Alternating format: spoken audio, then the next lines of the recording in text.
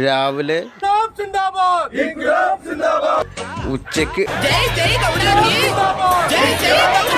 രാത്രി ഉള്ള പ്രമുഖ രാഷ്ട്രീയ നേതാക്കളുടെ മരണം പരാമർശിച്ച് നടൻ വിനായകന്റെ പരിഹാസം. അല്ല എന്തെങ്ങനെയൊക്കെ പറയണേ? പിന്നെ ഞാൻ എങ്ങനെയൊക്കെ പറയണം? എന്റെ തന്തയും ചത്തുവെന്ന് തുടങ്ങുന്ന വിനായകന്റെ ഫേസ്ബുക്ക് പോസ്റ്റ് മനസാക്ഷിയെ വേദനിപ്പിക്കുന്നതും അണികളെ പ്രകോപിപ്പിക്കുന്നതുമാണെന്ന് അപ്പൊ വിനായക ഇന്ന് രാത്രി ലൈവ് വീഡിയോ ഒന്നും വേണ്ടേ? അതിന്റെ കാര്യം ഞാൻ ഏറ്റു. ഉമ്മൻചാണ്ടി മരിച്ച സമയത്ത് പറഞ്ഞത് മറന്നിട്ടില്ല. നമസ്കാരം.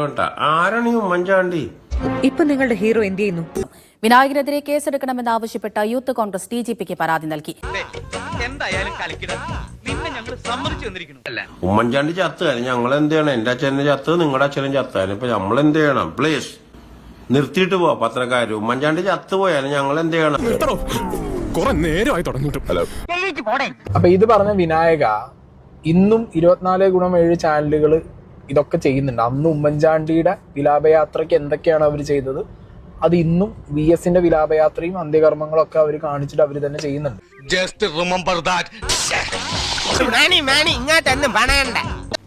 വിനായക ഇന്ന് രാത്രി ഒരു വീഡിയോ ഇടും.